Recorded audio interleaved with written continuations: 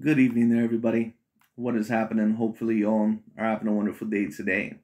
So, when it comes down to it, I thought that I would review this little video that I personally found very particularly interesting. And this is going to be a video by none other than AKHi TV.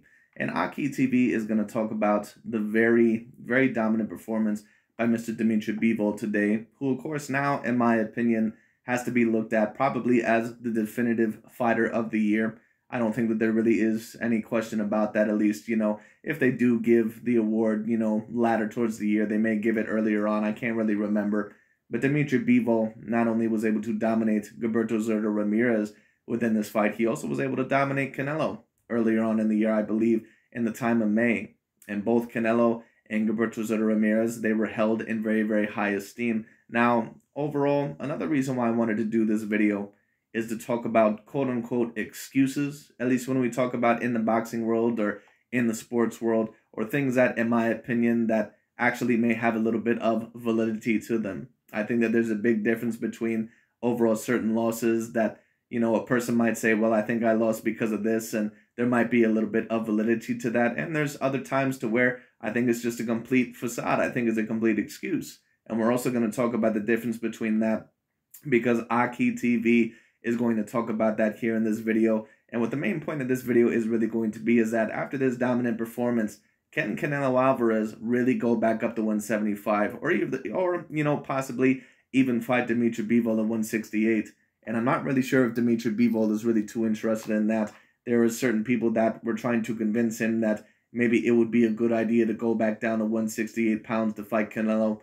I don't think that Dmitry Bivol is super interested in it, but we'll see what happens. I think that if the fight is going to happen, more than likely Canelo is going to have to go back up to 175, and he's going to have to try to capture the title over Dmitry Bivol overall, and he's going to have to be in the best shape of his life because, in my opinion, in that first fight, he was in very, very, very poor conditioning. After those first 4 rounds, his conditioning was completely shot. He had no stamina whatsoever. He could not even have any form of attacks after those first 4 rounds. That is how poor his stamina was. It just is what it is. But once again, all in all, what this main video is going to be about is whether Canelo Alvarez can beat Dmitry Bivol or not. And you're also going to hear AKHi TV and his true opinion about Canelo Alvarez through, of course, some of the salty-ass comments that he's going to claim about Canelo. And once again, I keep saying about these channels that their main fixation with Canelo, they know that Canelo Alvarez is a truly great fighter. But the reason overall that they don't want him, ranked high on the list is because they don't want him as the #1 pound for pound. That is the reason why they tear him down to such a great degree.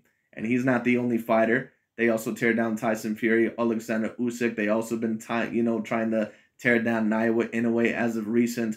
And if Dmitry Bivol does get in the conversation as the #1 pound for pound fighter, or Artur Beterbiev does, they'll be next. Make no mistake about it. And don't get me wrong, some of these fighters, at least a couple that I mentioned, maybe they are in certain ranks to where you could argue that they don't deserve to be, especially if we're talking about a Naoya Inoue. And I already stated this, that in my opinion, he is not in my top 5 pound for pound. I had a lot of people, of course, dispute that with me, but at the end of the day, even with the win over, Rodriguez and a couple of other decent wins, I'm sorry, I just don't count those fighters as real, legitimate A-grade fighters. I just don't. It is what it is. And, a lot of people, of course, said that, oh, well, it's not Naoya Inoue's fault that he can't get some of the big fights because some of the guys don't seem fixated to fight him. Well, that's cool and dandy. But at the end of the day, I don't think that Demetrius Bubble Andrade, in my opinion, has, I don't think that 100% of the fights that didn't happen within his career are just 100% his fault. There's been certain fighters that, in my opinion, have avoided him. Jamal Charlo has avoided him. When it comes down to it, Billy Joe Saunders, at one point in time, avoided him. So if I'm going to keep the same energy with Demetrius Bubble Andrade, I must keep the same thing with Naoya Inoue. It doesn't really matter, in my opinion, about how avoided you are. What matters, in my opinion, is your resume, your accomplishments. It is what it is, all right? So it's whatever. We can talk about Guillermo Rigondeaux, for example, all day long and say, look how avoided he was. Nobody wanted to fight that dude back in the day. Leo Santa Cruz did not want to fight him. All right, Carl Frampton did not want to fight him. Scott Quigg did not want to fight him. But I'm not going to compare Guillermo Rigondeaux overall to another fighter, an all-time great fighter that, maybe he does not deserve to be compared with just because he was avoided. That's not really how it can work. And I understand, but You know, it's unfortunate for some of those fighters, but that's just how the way things have to be. It is what it is. But anyways, just furthering the conversation, once again, it's going to be a very interesting conversation. And I'm going to be talking about, in my opinion, the chances of Canelo Alvarez possibly beating Dmitry Bivol in a rematch. So let's tune in. Let's see what Mr. AKHi has to say. But we thought Zurdo Ramirez was a monster. He came in weight over 200 pounds, 30 knockouts. And once again, this is why I also stated, because I believe I had someone in my comment section the other day when I said that if David Benavidez and Dmitry Bivol, if they were to fight Canelo, that Dmitry Bivol has more power than David Benavidez. And I had one or two people that said, well, no, David Benavidez has more power because Dmitry Bivol hasn't been able to knock out, anyone within his past several fights. Once again, it's not that Dmitry Bivol does not have a great power. And, certain people need to understand this. Just because a fighter on the know does not always have the greatest amount of knockouts, it doesn't always mean that they don't have a great power. If you take a look at Araceli Lara, he does not even have a 50% knockout ratio. But if you get hit by Araceli Lara, you're going to feel it. It just is what it is. And you could see that in the Canelo Alvarez fight. You could see it in the Austin Trout fight. You could see it in a multitude of other fights that Araceli Lara was in. A lot of the times, it also can depend on your style. And every guy that has sparred Dmitry Bivol has said he can really pop, that he has A-grade power. That's what David Benavidez said when he was able to spar Dmitry Bivol. So, no, it's very clear that Dmitry Bivol has power. And if he didn't have power, he would have not been able to win this fight the way that he did. Because every time that he backed up Gilberto Zurdo Ramirez, he was able to hurt him. And there was a reason why Zurdo Ramirez was on the back foot the whole entire time within this fight, which is not usually a style that he prefers.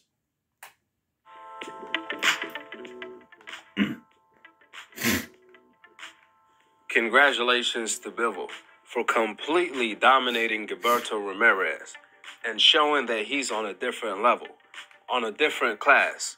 Perhaps he's on the verge to becoming one of the greatest fighters of all time. That's the type of skills Bivol continues to show in the ring.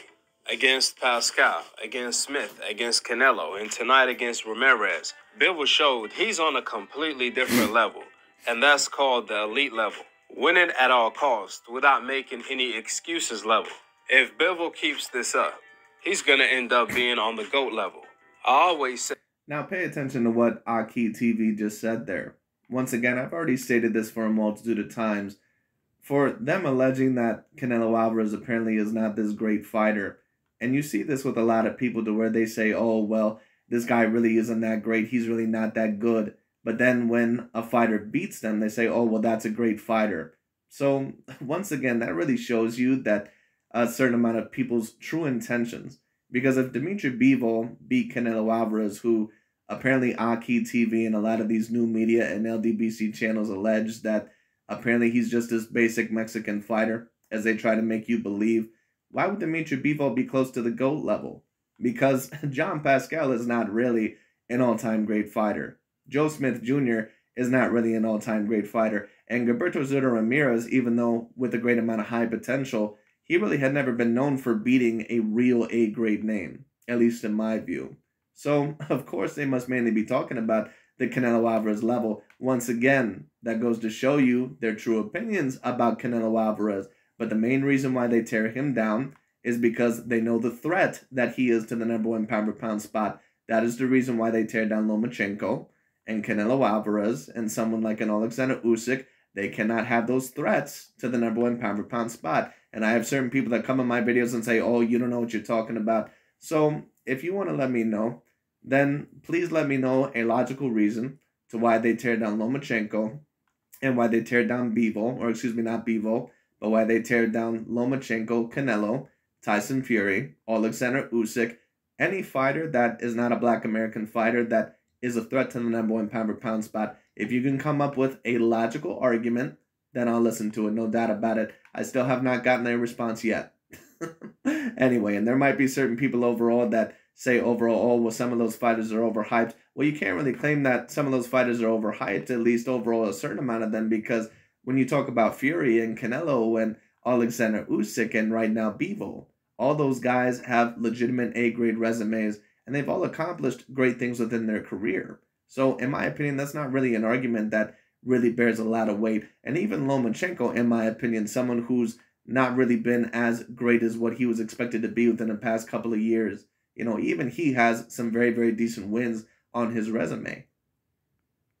A sign of a great fighter is a fighter who's able to beat his opponents at their own game, which that's exactly what Bivol. Well, in my opinion, what a great fighter is a fighter that's able to win, you know, no matter what the means are or by no means necessary.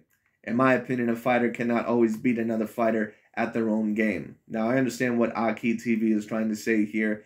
You want to be multidimensional, and of course, Dmitry Bivol was able to pressure Gilberto Zurdo Ramirez, but I don't really think that he was able to beat Gilberto Zurdo Ramirez at his own game. I just think that he was able to outpressure him. And a certain amount of people may say, well, what's really the difference? Because if you're going to beat Gilberto Zurdo Ramirez at his own game, you're going to try to slug with him the whole entire time.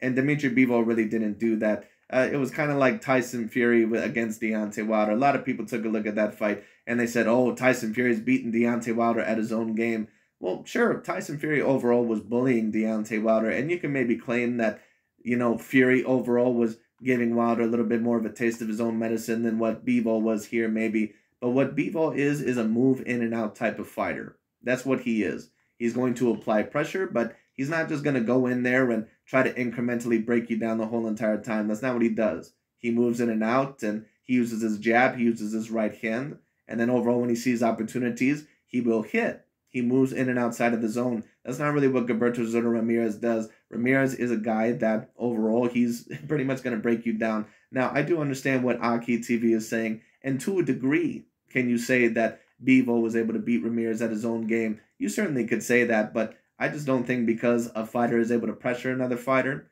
or because a fighter is able to outbox certain fighters in another spot, that's really beating him at his own medicine, or, you know, giving him, you know, a taste of his own medicine, or giving him overall, you know, beating him at his own game. I think that Bivol beat him, you know, at his own game, Bivol's game, you know, but it is what it is. I understand what AKHi TV is trying to say. Did against Canelo, and tonight against Ramirez. Bivol beat Ramirez from the outside, mid-range, and in the inside. I also seen certain people, including AKHi TV, say that Ramirez did better than Canelo Alvarez. And I think they know damn well that that's a damn lie as well. And don't get me wrong, it was definitely not a good performance by Canelo Alvarez. But at the end of the day, Canelo, in my opinion, at least won 3 to 4 rounds within that fight. Gilberto Zurdo Ramirez being a damn cruiserweight in there today, he could not even barely win even 3 rounds. So once again, that goes to show you how durable, how tough, and also how skilled Canelo Alvarez can be. And I thought that Canelo overall, that his stamina was completely drained. He had no stamina in that fight whatsoever. Now, even with a full bat of stamina, would I favor Canelo to win the rematch? I don't know if I would favor him, but I would give him more of a chance. Where he fought Gilberto Ramirez style of fighting, Mexican style. Bivol was tearing up Gilberto Ramirez while fighting his fight, which that's a sign of a great fighter. See, it didn't matter. Did he just say that Gilberto was tearing up Ramirez? Maybe I heard it wrong. I don't know. But Dmitry Bivol, the reason why he won this fight once again is because he used the advantages that I said that he would need to use. He used his foot speed. He used his footwork. And on top of that, he used his lead hand. He pushed him back with the right hand. I said that the 2 areas that Dmitry Bivol in this fight would need Gilberto Zurdo Ramirez to be is in the middle of the ring and up against the ropes. And that's exactly where he put him. Very rarely did we see Gilberto Zurdo Ramirez actually able to push Dmitry Bivol up against the ropes, unless Dmitry Bivol was kind of resting and taking the round off, or at least taking some moments off or the moment off because he was trying to rest. But mainly Dmitry Bivol had the perfect game plan over Gilberto Zurdo Ramirez. And Ramirez, like I said, if he was not going to be able to pressure Dmitry Bivol, more than likely he was not going to win the fight. The fact that Gilberto Ramirez came into the fight over 200 pounds. He was 15 to 20 pounds bigger than Bivol. He was way taller and had way... He may have even been bigger than that. I'm not really sure what weight that Dmitry Bivol really rehydrates at, but Gilberto Ramirez is a damn cruiserweight in there. ...more reach than Bivol. However, unlike Canelo Alvarez, Bivol found a way to win.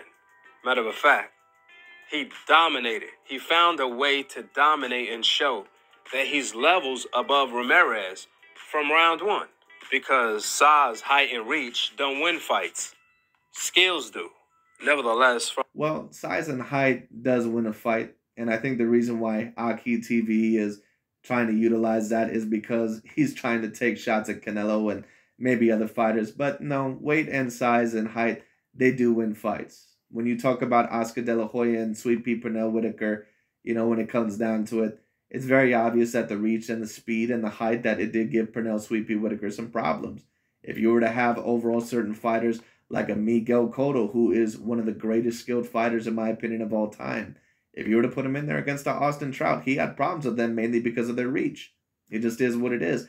And that's what I mean overall between the difference between an excuse and something that is actually a viable excuse or something that is actually viable. Like if someone were to say that Lomachenko would have a great amount of problems with Devin Haney because of the size, the weight, and the reach, that's not really an excuse. That's just a reality. Now, if you were to talk about, let's say overall, if you were to make that same thing, maybe with Terrence Bud Crawford or Teofimo Lopez or something, then maybe that's something that doesn't make as much sense because those guys are more close to his size. But Lomachenko's a natural 130-pounder. And when you talk about Canelo versus Bivol, I don't really think that it's an excuse at all. Canelo Alvarez, in terms of stature, in terms of his height and reach, the man is a damn natural middleweight. And if you take a look at his fights against Caleb Plant and against Danny Jacobs and against overall Callum Smith and all those guys, he was smaller than every single one of those guys. It's only because of his transcendent skill set and his high boxing IQ that Canelo has been able to accomplish the things that he's been able to accomplish. But Dmitry Bivol, in my opinion, it just might be a step too far, in my opinion, for Canelo. Because Canelo, I don't care how skilled you are, if you're going to be outsized to that degree by a natural 2 weight classes at least, when it comes down to it, and on top of that, you have the reach and the height disadvantage, it's going to be very, very difficult. That would be like Terrence Bud Crawford trying to outbox a Canelo Alvarez or outbox a Gennady Golovkin in their primes, and it would just be very difficult. Not saying that it's impossible, but, it would be a very uphill battle. The first bell, Bivol came out blazing, controlling Ramirez, where Bivol managed to back up the bigger man Ramirez. And nearly every time Ramirez missed, Bivol came right back with a counter, a 1-2 counter. It was like a shotgun.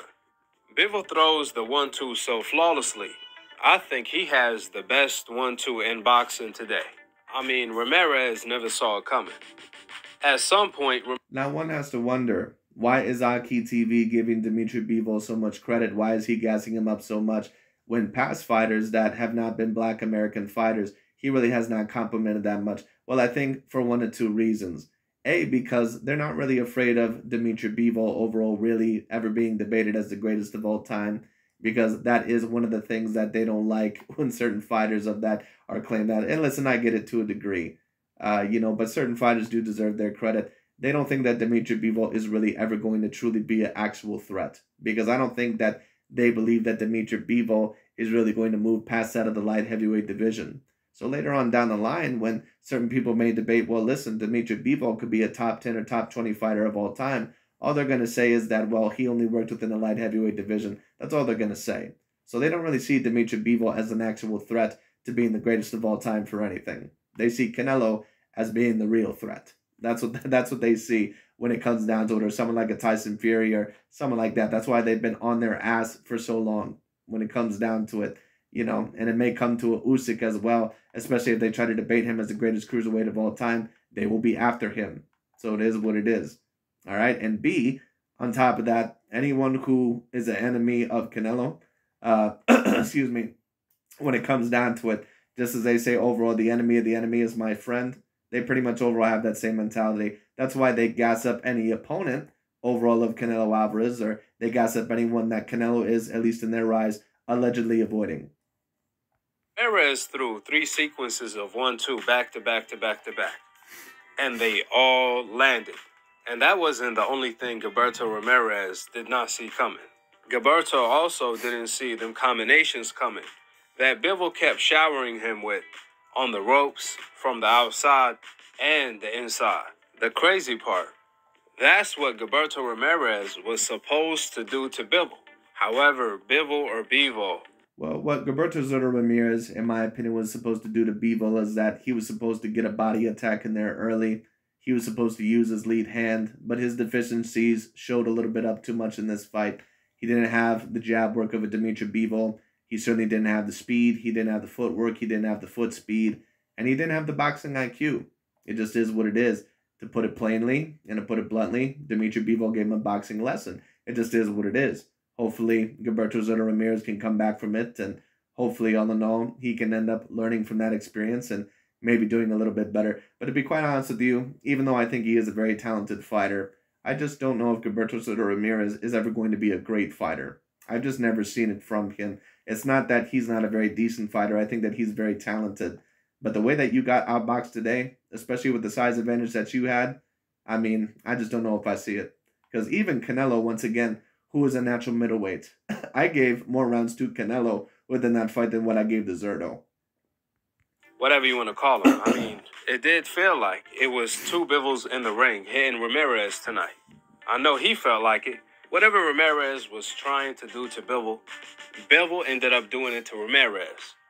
And even when Ramirez had Bivol on the ropes, Bivol was still cool, calm, and collective. And as relaxed and calm. I would agree, and that's what also makes a good fighter, is when they're cool, calm, and collective, and they can make the adjustments, and they can pretty much fight in a multitude of ways. And Dmitry Bivol is one of those fighters. He can fight going forward. He can fight going backward. He can hit you with certain angles. His hands are up a lot of the times. He's also extremely athletic. He has great power. He has great hand speed. He has great foot movement. So it's going to be very hard for anyone to defeat Dmitry Bivol, even or to beat Bivol Canelo.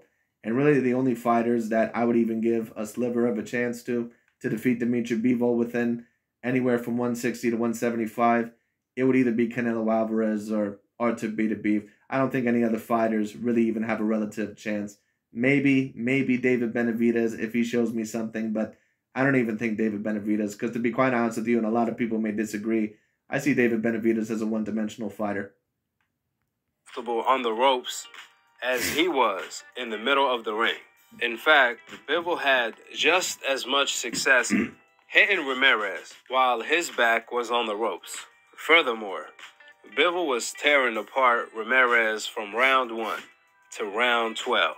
Ramirez's ultimate downfall was everything, but mainly his poor defense. However, even then, it was still impressive to see Bivol completely dominate Ramirez. Once again, Zerto looked impressive against former guys, but they were all against guys that really were not that good, or that were guys that were already beaten a multitude of times. And that's another thing that also needs to be understood. There's always a certain amount of people, especially when they don't like a fighter, they'll take a look at their resume and say, oh, this guy already lost. Like AKHi TV loves to do this, especially with a Lomachenko or a Canelo Alvarez. Yes, but you must realize when a fighter is still at a very decent point in their career and when they're completely done. When Gilberto Soto Ramirez fought guys like Sullivan Barrera and Yuniesky Gonzalez, those guys really were not going to do anything against him. They had already been beaten and knocked out multiple times. It was never going to happen, at least overall from what I've seen, you know. So that's why, in my opinion, Gilberto Soto Ramirez, you know, everyone is always you say, oh, you know, he's 44-0, right? But it pretty much was a house of cards. I mean, not to be disrespectful or anything, but that's why, you know, once again, when someone's 40-something and 0, or, you know, they have this great record, it's not always something that, you know, is worth the substance. It's almost like when you take a look at basketball, Russell Westbrook's triple-doubles or LeBron James's triple-doubles, like, yeah, that's great, but half the time it doesn't lead them anywhere. It is what it is. In fact, 99% of the time it doesn't lead them anywhere. And win every single round, just like he did against Canelo. But the Ramirez win was even more. Well, Dmitry Bivol, in my opinion, didn't win every single round of either fight, but what he did prove is that he is one of the best fighters in the world. No doubt about it. I thought that he fought Canelo that was probably not at his 100% best. I don't think that's really an excuse. I just think it is what it is. It's whatever. It's very clear that his stamina was shot, you know, after round 4. But he fought Gilberto, in my opinion, that pretty much was at his best, and he completely dominated him. And if we're really going to be real about Dmitry Bivol, he might be one of the most dominant, if not the most dominant pound-for-pound fighter in the world right now, at least when you talk about, you know, the distance of the rounds between the fighters that he fights. Impressive because he debunked all of Canelo's excuses by beating the bigger man Ramirez, who was a southpaw that was tricky, who has. Well, right, Mr. AKHi, but let's be real here. Dmitry Bivol and overall someone like that of a Gilberto Zurdo Ramirez, they're more similar in size than what a Canelo Alvarez is to Dmitry Bivol. And you notice that AKHi TV that he also tried to make the excuse that when Fury lost, or excuse me, when Fury beat Wilder overall, that there was a massive, weight advantage. Now, of course there is a weight advantage, but this is also why I wanted to do this video. You must realize when something is a valid excuse and when something more than likely is something overall that is not a valid excuse. Now, that's another example, the Tyson Fury versus Deontay Wilder fight. Many of these Deontay Wilder dudes that, are in love with the man, when it comes down to it, they'll tell you that, oh, well, Tyson Fury, when it comes down to it, he was like 40 pounds bigger. And that is true. But, is that really all the reason why Tyson Fury beat him? No, because Deontay Wilder had fought heavier fighters in the past before.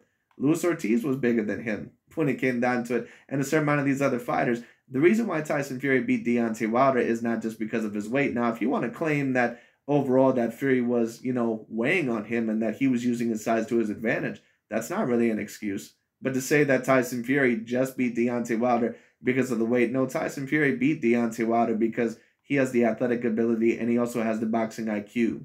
But the reason overall why we can't just claim that it wasn't a fair fight for Deontay Wilder is because, well, apparently Deontay Wilder is supposed to be the hardest puncher in boxing history. He's in the heavyweight division, and the heavyweight division has to be treated differently than the lower weight classes. Like, if you talk about Canelo and Bivol, Canelo was used to fighting fighters that are usually middleweights and now super middleweights, and then all of a sudden he goes in there with an A+ skilled light heavyweight. It's usually more difficult for these lighter weight fighters than what it is for the heavyweight fighters or the heavyweight boxers, because usually there's one punch knockout power within the heavyweight division, at least when you get to that upper echelon level. So that's why, in my opinion, there's no excuses for that of a Deontay Wilder. And if we're also talking about other fighters, like that of a Lomachenko most recently, when he lost to Teofimo Lopez those couple of years ago. And I've had a certain amount of people tell me, oh, well, listen, it's clear that Lomachenko had a shoulder injury. Well, listen, I understand that he's had shoulder injuries in the past, but I didn't hear anything about it going into the fight. And to be quite honest with you, I don't want to hear anything about it after the fight.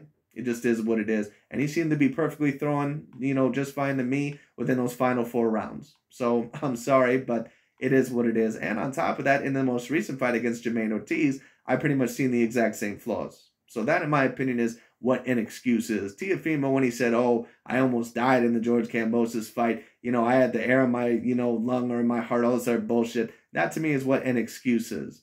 But someone saying all in all that Canelo Alvarez lost to Dmitry Bivol because he was the smaller man and also because his stamina was shot, that's not really an excuse. That's just, it is what it is. And some people may say that, oh, well, you're bringing up certain things. Well, no, it's not really that at all. It's just that I know the difference between a viable excuse and one that isn't. It just is what it is. When someone all of a sudden brings up something when you didn't hear anything about it before the fight at all and it wasn't visibly apparent in the fight, that's what an excuse is. It is what it is. But you could clearly tell that Canelo not only was the way smaller man than Dmitry Bivol when it came down to it, but that his stamina was also shot. It just is what it is. I don't think that it's really an excuse. It's just reality. Power, size, height, reach, and youth. So congratulations to Bivol. Only one thing for sure and 2 things for certain. Canelo Alvarez took a number 2 in the living room while watching this fight. And I could... AKHi TV always says that. I don't even know what the fuck that's supposed to mean. One thing for sure and 2 things for certain. What the fuck does that even mean? Doesn't that mean that you have 3 things to say? What the fuck is that even supposed to mean? I don't know. Someone let me know. But anyways, overall, we'll see what Mr. Canelo Alvarez does. It's going to be very particularly interesting. Personally, if I were in Canelo Alvarez's corner, what would I advise him to do? Well, he can pretty much do whatever he wants to do, but maybe the best thing to do is maybe to fight the winner of the Caleb Plant versus David Benavidez fight next, hoping that you get David Benavidez. Not only is that an opponent that is undefeated and on top of that could do well for your career, but it also might get you a little bit more prepped up for the Dmitry Bivol rematch, since David Benavidez pretty much is that of a natural light heavyweight. Guarantee you Canelo will do everything in his power to duck the rematch with Bivol once again. Canelo already... Well, we'll see about that once again. And once again, these guys went on Canelo Alvarez's ass for taking the Gennady Golovkin fight. Listen, once again, and not everyone's going to get this, because really, to be quite real with you, most people overall are not that sharp. It just is what it is. What most people don't get is that when a fighter gets their ass kicked the way that Canelo did in that Dmitry Bivol rematch, especially against a bigger fighter, you're going to have to take some tune-up fights. You're going to have to rebuild yourself. That's exactly what Lennox Lewis did once he ended up losing when it came down to. That's what a couple of other fighters did when they ended up losing. And you notice sometimes that when you don't try to rebuild yourself and when you try to head immediately into a rematch where it didn't end up very well for you, you've seen Deontay Wilder and what happened with him against Tyson Fury. Now, in my opinion, more than likely, he would have never beat Tyson Fury anyway, but he would have had a better chance had he taken a little bit of time off and tried to rebuild himself. Because now, more than likely, a fourth fight is never going to happen, or, there's never going to be a third fight where Deontay Wilder actually has a legitimate chance. He's activated his rematch clause. However, now, he's about to disappear like magic. With the facts being laid out, drop your thoughts in the comment section below. Subscribe below and click on the notification bell to be continued. But anyways, that's really about it for the video. I just thought that would be very particularly interesting to talk about. But Canelo Alvarez, if he does end up facing Dmitry Bivol, whether it be at 168 or 175, he is going to have to train his ass off. He is going to have to be overall full of stamina. In my opinion, what Canelo has to do in order to beat Dmitry Bivol, he has to do a lot of the times what he normally does, move in and outside of the range. But in order to defeat Dmitry Bivol, in my opinion, there's really only one way to do it. Because 99% of fighters, even someone as great as a Canelo Alvarez, you're not going to be able to move in and out of the range like what a Dmitry Bivol can do. You're going to have to pressure him the whole entire time. Now, there's going to be certain times to where you have to back up, of course, to where, you're going to have to move out of the way so he just doesn't land certain counters and you're just not, sitting there with your feet in the concrete. And I seen Canelo do that in the first part of the fight when he had some success against Bivol before his stamina was completely shot. But what Canelo's mainly going to have to do, he's going to have to go to that body very early on against Dmitry Bivol. And then overall, he's going to have to try, I believe, to attack his arms and overall just try to wear him down over time. He's also going to have to conserve his stamina and probably pick a certain point in time to attack in the fight. He's going to have, in my opinion, at least 8 to 9 rounds of very decent stamina. Because if he doesn't, I don't think that the fight's going to end up very well. And even then, it may not end up very well because Canelo, in my opinion, had he had full stamina in the first fight, he could have very well won it. But now that he gave Dmitry Bivol that type of confidence, it's going to be very hard, in my opinion, for Canelo Alvarez to beat someone like a Dmitry Bivol. But it's going to be very interesting. Once again, Canelo, in my opinion, is an all-time great fighter. And if there is anyone overall within the weight classes that probably could beat him, in my opinion, it would either be Artur Beterbiev, but in terms of a smaller fighter, it probably would have to be Canelo, because I don't really see David Benavidez or Caleb Plant or Charlo or Andre. I don't see any of those fighters really standing a chance. But it is what it is. But anyways, that's really about it for today. I just thought that I would talk about that. Thank you so much for watching, and I'll talk to you all later.